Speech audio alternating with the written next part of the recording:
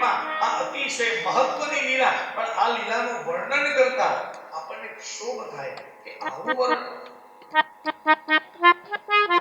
આવા પરમાત્મા કે જેને ગોપીઓના વસ્ત્ર લઈ લીધા,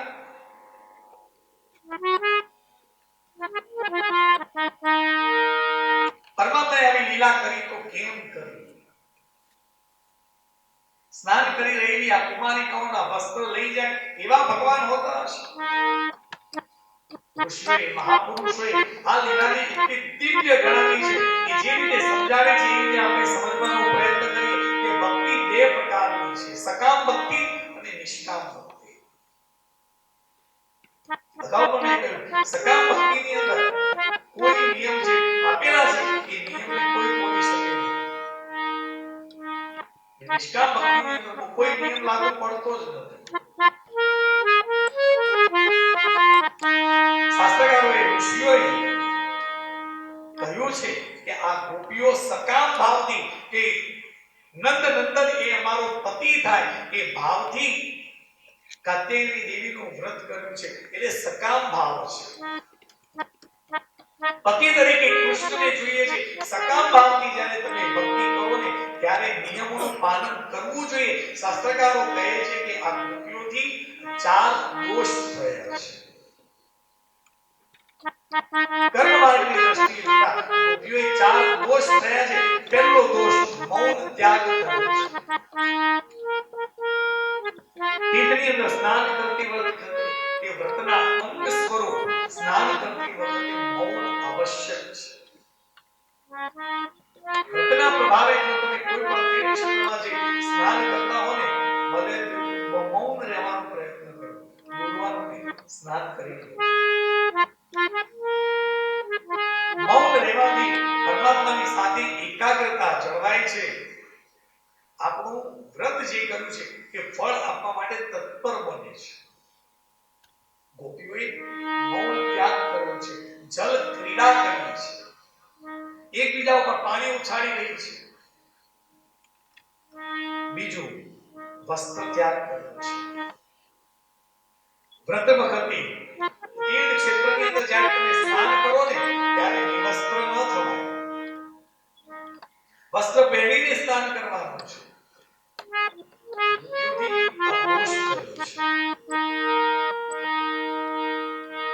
વસ્ત્ર પહેરીને સ્નાન કરવું એ ભારતીય સનાતન ધર્મની અંદર હિન્દુ સંસ્કૃતિની આભૂષણ છે. વસ્ત્ર પહેરીને સ્નાન કરવું એ આભૂષણ છે. નિવસ્ત્ર થઈને સ્નાન ન કરાય.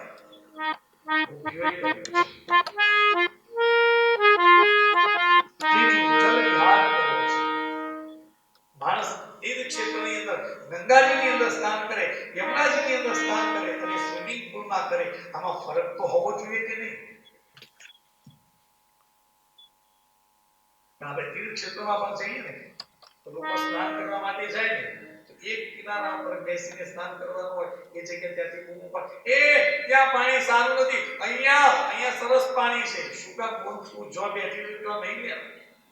શું કામ બૂમા પાડી રહી છે? એને જ્યાં અનુકૂળ હશે ત્યાં સ્નાન કરશે.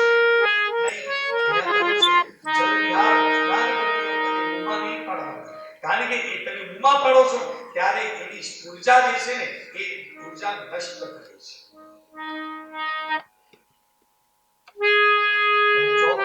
દેહનું વિસ્મરણ,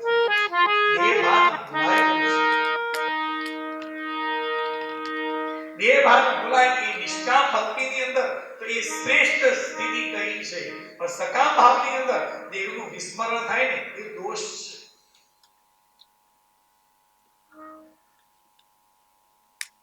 મીરાએ નિષ્કામ ભાવથી શ્રી કૃષ્ણની ભક્તિ કરતા હતા ને ત્યારે પગ ઘુંઘરું બાંધ મીરા નાચી રે, ફૂટ ગઈ. આ નિષ્કામ ભક્તિ એ શ્રેષ્ઠ અવસ્થા છે.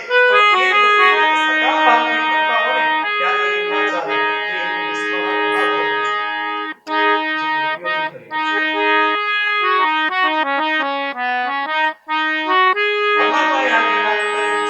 ન કરવું બૌદ્ધિક રીતે આપણે વિચારવાનું છે કે પરમાત્માએ આ ચીડ હરણની વાત કરી એ વખતે પરમાત્માની ઉંમર કેટલી હશે? જવાબ આપો છો.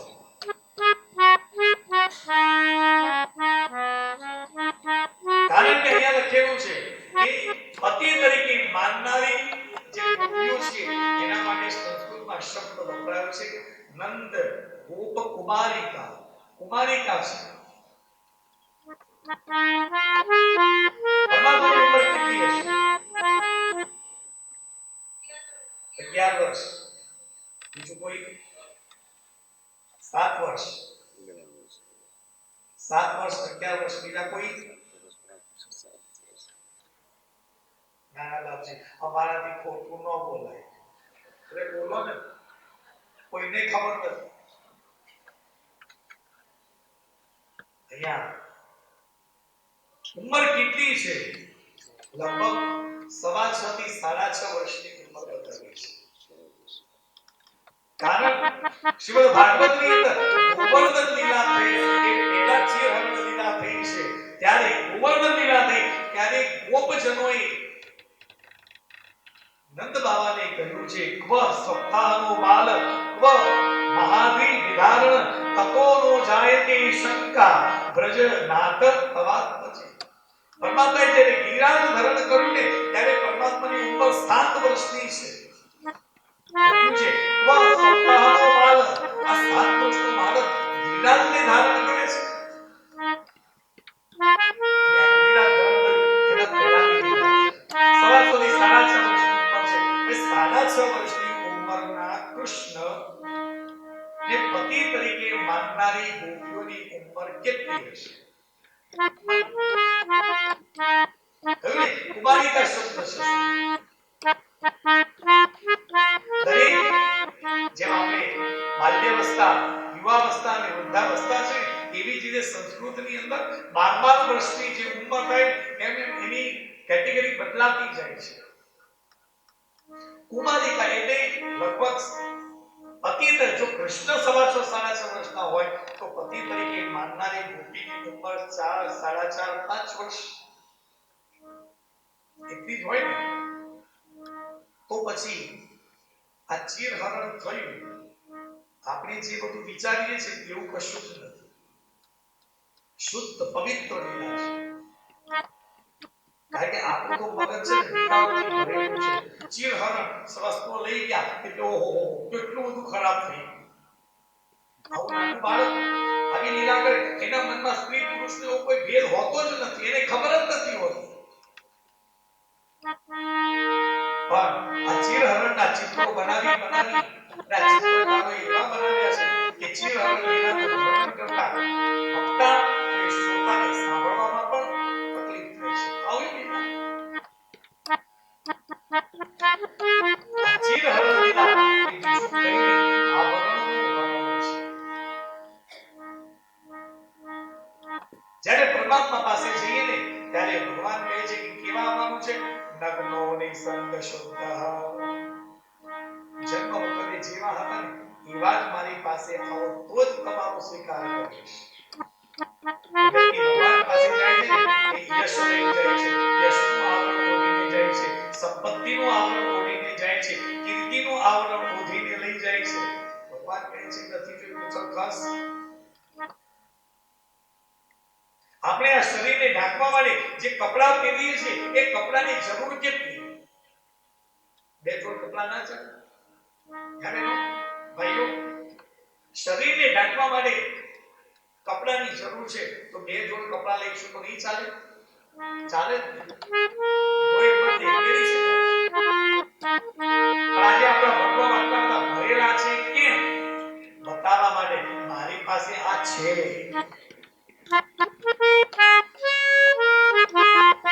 શરીરને ઢાંકવા માટે કોઈ પણ વસ્તુ મળી ચાલે, પણ અત્યારે આપણા પાસે આટલા બધા ઢગલા છે એ બતાવે છે કે એ હું બતાવવા માંગુ છું કે મારી પાસે આટલું છે. ભગવાન કહે છે કે આ બધું જોઈતું નથી. સંપત્તિ વાળો હોય, સંપત્તિ સાઈડમાં બાજુમાં લક્ષ્મી બેઠા ચલ ખાસ. જ્યારે તમારી પાસે આ જીવો હતો ને એવો આવ. ભગવાનને શેમાં રસ છે? ભગવાનને તમારામાં રસ. તમારી પાસે શું છે ને એમાં એને રસ નથી. એને તો એ જ રસ છે કે તું કેવો છે, જેવો છે તેવો આવ. તો સ્વીકાર કરીશ. આ આવરણનું હરણ એ ચિરહરણ છે. સૌંદર્યનું આવરણ છે. સૌંદર્ય એક બાજુ તો મને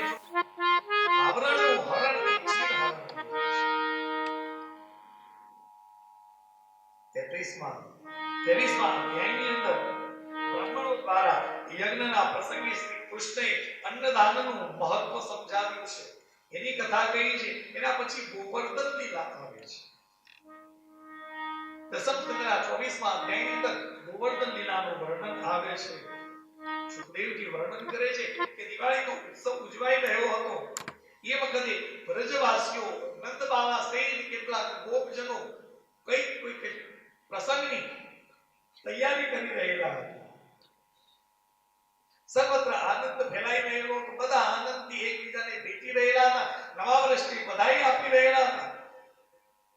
શ્રી કૃષ્ણએ જોયું કે નંદ બાવા સહિત કેટલાક ગોપજનો કઈ યજ્ઞની તૈયારી કરી રહેલા હતા. ત્યારે પરમાત્મા શ્રી કૃષ્ણએ પૂછ્યું, બાબા આ બધા શેની દોડાદોડ કરો છો, શેની તૈયારી કરો છો?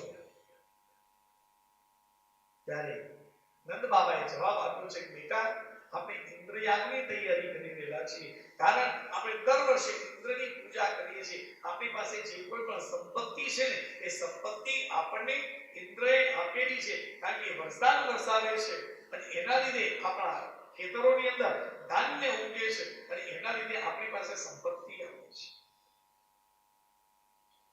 ત્યારે શ્રી કૃષ્ણ કહે છે કે બાબા કે ઇન્દ્રયાગ લાલન ઇન્દ્ર એટલે વરસાદ લાવનાર મેઘ જો કોઈ હોય એ ઇન્દ્ર મોકલે છે. જેનાથી આપણો બધાનો જીવન નિર્વાહ ચાલે છે. લોકોએ કરેલા પુરુષાર્થનું ફળ આપનાર એ ઇન્દ્ર છે. માટે આપણે દર વર્ષે ઇન્દ્રયાગ કરીએ છીએ. અને ઉત્તરની અંદર પરમાત્મા શ્રી કૃષ્ણએ કહ્યું છે કર્મણા જાયતે જંતુ કર્મણ્યેવ વિલીયતે સુખમ દુઃખમ ભયમ ક્ષેમમ કર્મણ્યેવાભિવર્તતે. જીવ માત્ર પોતાના કર્મ અનુસાર જ જન્મ પામે છે અને મરણ પામે છે. સુખ દુઃખ ભય કલ્યાણ આ જે મનુષ્ય જે કર્મ કર્યા છે ને એ કર્મને આધારે એને મળે છે. જેવું જેને કર્મ કરવું ઈશ્વર એવું એને ફળ આપે છે. કર્મ ન કરનારને પણ પ્રભુ ચાહતો નથી એવું નથી. એને પણ પરમાત્મા ચાહે છે. પિતાજી આપણો નાથ ઇન્દ્ર નહીં, આપણો નાથ એક ગોવર્ધન છે. કારણ કે આપણે જે પ્રદેશમાં રહીએ છીએ એ ગોવર્ધનના પ્રદેશની અંદર રહીએ છીએ. આપણા ખેતરો છે, આપણી ગાયો છે એ બધી જ ગોવર્ધનની તળેટીની અંદર ફરે છે, ચરે છે અને એમાંથી આપણને દૂધ મળે છે. આપણા ખેતરો પણ ગોવર્ધનની તળેટીની અંદર છે. પિતાજી આપણો નાથ ગોવર્ધન છે, ઇન્દ્ર નહીં. નંદ બાબાને કહ્યું કે લાલા આ તો તું કહે છે. લાલા માનવા જોઈએ. લાલા કહે મને એમ લાગે છે કે આપણે ગોવર્ધનની પૂજા કરવી જોઈએ. ઇન્દ્રની પૂજા આપણાથી ન થાય. નંદ બાબા કહે છે કે હું ગોપજનોની વાત કરું એ જો કે તો ઠીક છે, નહીં તો પછી જે ચાલે છે એમ ચાલવા દો. ત્યારે નંદ બાબાએ જે ગોપજનોને કહ્યું છે કે લાલો એમ કહે છે કે આપણે ગોવર્ધનની પૂજા કરવી જોઈએ, ઇન્દ્રની નહીં. કારણ કે આપણને જે કોઈ પણ સંપત્તિ મળે છે, આપણી ગાયો ક્યાં ચરાવે છે? ગોવર્ધનની તળેટીમાં. આપણા ખેતરો ક્યાં છે? ગોવર્ધનની તળેટીની અંદર. આપણું જીવન કોણ ચલાવી રહ્યું છે? ગોવર્ધન. આપણે ગોવર્ધનની પૂજા કરવી જોઈએ. જ્યારે નંદ બાબાએ ગોપજનોની વાત કરી ત્યારે ગોપજનોએ કહ્યું છે ઠીક છે બાબા, કનૈયો એમ કહે છે તો પછી આપણે ગોવર્ધનની પૂજા કરીશું. બધા તૈયાર થયા છે. બધા શ્રી કૃષ્ણ પાસે આવ્યા અને કહ્યું કનૈયા તું કહે છે આપણે ગોવર્ધનની પૂજા કરીએ તો કરવાનું છે શું? કનૈયો કહે છે કઈ નહીં, આપણે જે સામગ્રી બનાવી છે દૂધ માખણ મિશ્રી મીઠાઈ જે કંઈ પણ બનાવી છે એ બધું જ આ ગિરિરાજ ગોવર્ધનને ધરાવવાનું છે. બ્રાહ્મણ ગાય અને ગિરિરાજનું આપણે પહેલા પૂજન કરવાનું છે. બ્રાહ્મણોની પૂજા કરવાની, ગાયની પૂજા કરવાની અને ગોવર્ધનની પૂજા કરી એના ઉપર દૂધનો અભિષેક કરવાનો. ગોપજનોએ કહ્યું લાલા આ બધું તમે આવે છે, અમને કોઈ મંત્રો આવડતા નથી, તું કે એમ કરીશું. અરે આ મને બધું જ આવડે છે, હું કહું એમ કરતા છે. બ્રાહ્મણોનું પૂજન કર્યું છે, બ્રાહ્મણોને દાન દક્ષિણા આપી છે, ગાય પૂજા કરી છે અને પછી ગિરિરાજની સમક્ષ મીઠાઈ જે બનાવેલી હતી, મીઠાઈ, દૂધ, માખણ, મિશ્રી, અલગ અલગ પ્રકારના ભોગ જે બનાવેલા હતા બધા જ ગિરિરાજની આગળ ધરાવ્યા છે. પૂજા થઈ છે. બધા ગિરિરાજની સમક્ષ આવીને ઉભા છે. પરમાત્મા શ્રી કૃષ્ણ પણ આવીને ઉભા છે. અને પૂજા કરી લીધા પછી બધા ગોવર્ધનની સમક્ષ ઉભેલા હતા. ત્યારે કનૈયાની બાજુમાં એના મિત્રો હતા. એ કહે છે કે લાલા, આ ગોવર્ધન આટલી સામગ્રી આરોગશે? ત્યારે કનૈયાએ કહ્યું છે કે હા, કેમ નહીં? ગોપ મિત્રોની, ગોપ જનોની ગિરિરાજ પ્રત્યે શ્રદ્ધા વધે, ભાવ વધે, એ માટે એક સ્વરૂપે કનૈયા સ્વરૂપે બાળકોની પાસે રહ્યા છે અને બીજા સ્વરૂપે ગિરિરાજની અંદર પ્રવેશ કર્યો છે અને મોટેથી કહ્યું છે કે હું ગિરિરાજ છું, હું ગિરિરાજ ગોવર્ધન છું. એમ કહી પરમાત્માની જે સામગ્રી ધરેલી હતી એ પ્રસાદ આરોગી રહેલા છે. ત્યારે બીજા સ્વરૂપે, બાળ સ્વરૂપે, કનૈયા સ્વરૂપે જે ગોપ મિત્રો પાસે હતા એમને કહ્યું કે જુઓ જુઓ, આ ગિરિરાજ આપણે ધરાવેલા પ્રસાદનો અંગીકાર કરી રહેલા છે. બધા જ ગોપજનોએ ગિરિરાજનો જય જયકાર કર્યો છે. સુંદર રીતે આ કાર્ય પૂર્ણ થયું છે. ઇન્દ્રને ખબર પડી કે વ્રજવાસીઓએ એની પૂજા નથી કરી અને ગિરિરાજની પૂજા કરી છે. એની સાવર્તક નામના મેઘને બોલાવ્યો છે અને કહ્યું છે કે જાઓ અને વ્રજ ઉપર સાંભેલા ભાર વરસાવો. કાળા દિમાગ વાદળ ઘેરાઈ આવ્યા છે અને વીજળીના કડાકા થઈ રહેલા છે. એક દિવસ, બે દિવસ, બે વરસાદ નથી. આખા પૃથ્વી તો પાણી પાણી છે. ખેતરોમાં પાણી ભરાઈ ગયું છે. ધારીમાં પાણી તણાઈ રહેલી છે. ત્યારે આ ગોપ બાળકો, ગોપજનો વ્યક્તિ આપણે ઇન્દ્રની પૂજા કરી નથી અને ગિરિરાજની પૂજા કરીને ઇન્દ્ર રૂઠ્યો છે. આ ગોપજનો દોડતા દોડતા મંદારીના હાલને આવ્યા છે. મંદારીના હાલને આવીને કહે છે કે બાબા, આપણે ઇન્દ્રની પૂજા ન કરી, આ ઇન્દ્ર રૂઠ્યો છે. હવે આપણી રક્ષા કોણ કરશે? આપણે બધા હવે મરી જઈશું. પાણીનું જળસ્તર વધતું જઈ રહ્યું છે. નંદબાબાએ કહ્યું, હવે આપણે કનૈયા પાસે જઈએ. કનૈયાને બોલાવ્યો છે. લાલા, તું કહેતો હતો એમ તે કહ્યું એ પ્રમાણે કર્યું. હવે આ જો વરસાદ એટલો બધો વરસી રહ્યો છે, આપણી રક્ષા કોણ કરશે? અમને બચાવો. કનૈયાએ કહ્યું કે ચિંતા શું કરો છો? આપણો નાથ ગોવર્ધન છે. આપણે ગિરિરાજના શરણે જઈએ, ગોવર્ધનને શરણે જઈએ. આપણે એને હાથ મારી એ આપણી રક્ષા કરશે.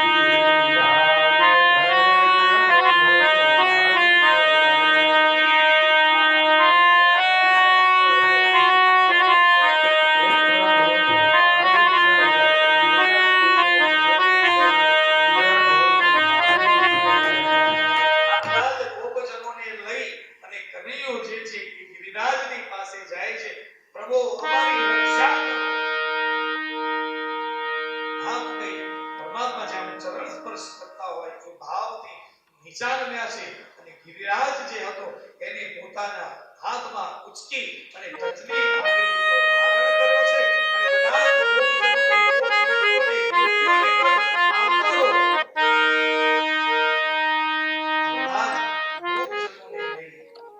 ગિરિરાજના ધારણ કરી ગિરિરાજને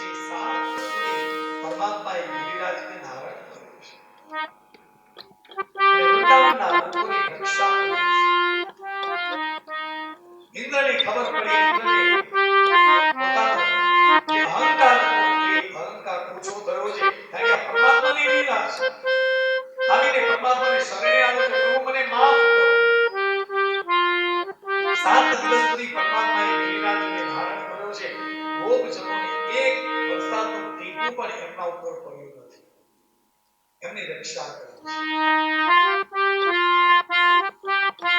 પરમાત્મા 7 દિવસ સુધી તસલી આપણી ઉપર ધારણ કરીને ઉભા હતા. એ વાતે કેટલાય લોકો કોઈ આવીને કોઈ લાલા તું ભાગ્યો હોય છે. મેં થોડા લાકડીના ટીકા આપીએ ને થોડી વાર તું હાથ નીચો રાખ. લાલુ કહે તમે એ કર્યું. લાલાને હાથ આંગળી નીચે લીધી અને ગિરિરાજ હતો એ હલવા લાગ્યો છે. નીચે આવવા કે લાલા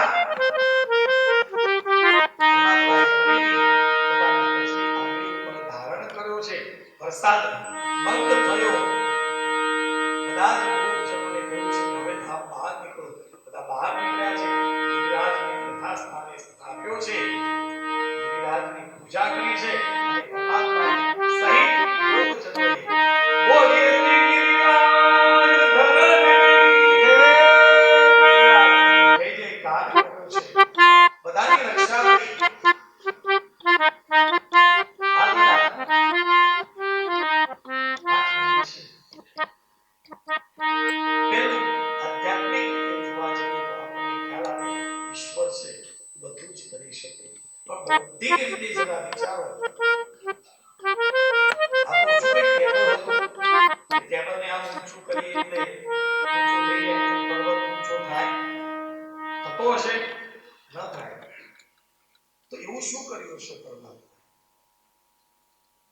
જે રિસર્ચ કરનારા લોકો છે એમણે રિસર્ચ એ કર્યું છે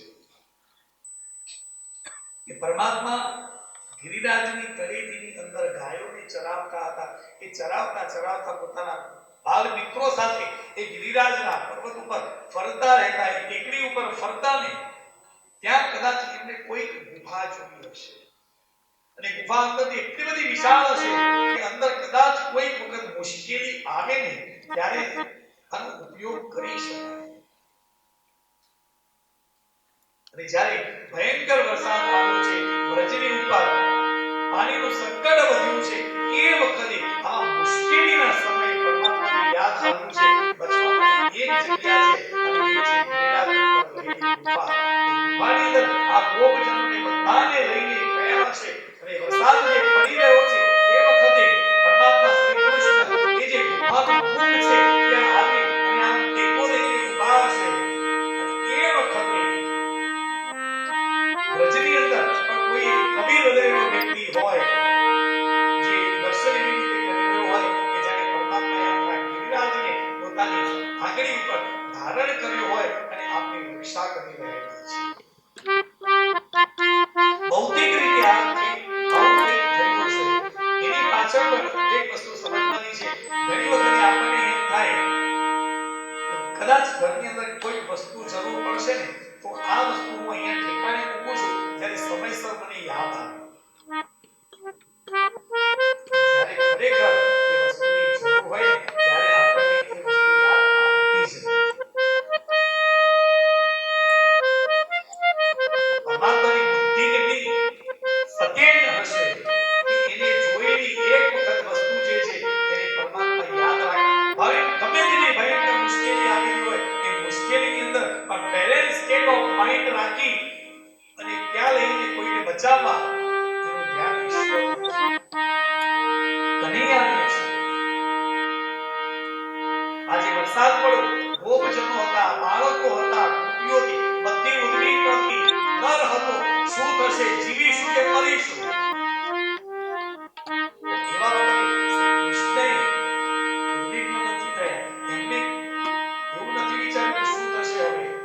પરમાત્મા બેલેન્સ સ્ટેટ ઓફ માઇન્ડ રાખી વિચાર કરે છે મારે આ ગોપજનોની રક્ષા કરવી છે. તરત યાદ આવ્યું છે કે ગિરિરાજ ઉપર એક આ ગુફા છે, એ બધાને ગુફા લઈ ગયા. 7 દિવસ સુધી રાખ્યા છે અને 7 દિવસ સુધી રક્ષા કરી છે. આ સાચી ગોવર્ધન લીલા છે. અને પરમાત્માને આપણે 56 ભોગ ધરાવીએ છીએ. આ 56 ભોગ એટલે શું છે? માતા દરરોજ એમને ભોજન આપતી યશોદા.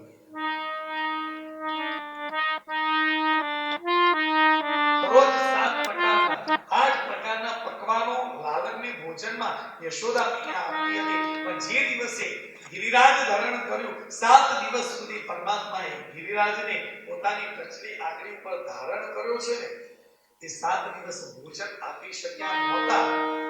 એ 7મા દિવસે જ્યારે ગિરિરાજને પ્રસ્થાપિત યથાસ્થાને કર્યો છે ને, એ દિવસથી એ 7 દિવસ આ પ્રકારના મિષ્ટાન 7 ગુણ્યા 8 સીકુ 56, એ 56 પ્રકારના ભોગ એ પરમાત્માને ધરાવવામાં આવે છે. બોલો રાધે. ગિરિરાજ ઉત્સવ થયો છે. એની આગળની કથા આપણે આવતીકાલે સવારે 8 વાગે કરીશું. અત્યારે આરતીના જે યજમાન છે એ આરતી માટે આવશે. આવતીકાલે આપણે સવારનું સત્ર જેની અંદર કૃષ્ણ રૂકમણી વિવાહનો પ્રસંગ આવશે, એના વિવિધ લગ્નની કથા આવશે, એના પછી સુદામા ચરિત્ર કે સાંજની કથામાં આવશે, અને સાંજે આપણી આ કથાની પૂર્ણાવૃત્તિ થશે. તો હવે એક કાલનો દિવસ છે, બધાએ પ્રેમથી જેવી રીતે આટલા દિવસો આવી અને સમયસર આવીને કથાનું શ્રવણ કરવા માટે બેઠા છો, એવી જ રીતે તમારી પાસે કાલનો દિવસ માંગુ છું. પછી પરમ દિવસની તો કોઈ ટેન્શન છે જ નહીં.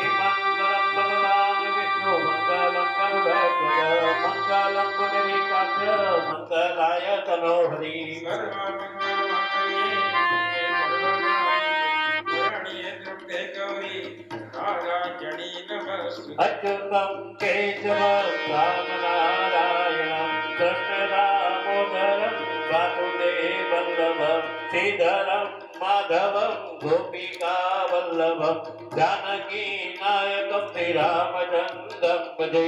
हरे राम राम राम हरे हरे, हरे कृष्ण कृष्ण कृष्ण हरे हरे।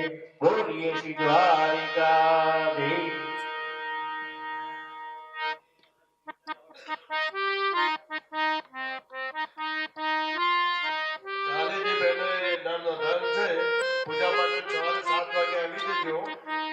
છેલ્લો ટાઈમ જ છે પૂજાનો અને મહારાજને જે પ્રમાણે થાળીઓ વાળીઓ લાવવાની હોય એ પ્રમાણે અહીંયા આવ્યા આવો જ સોના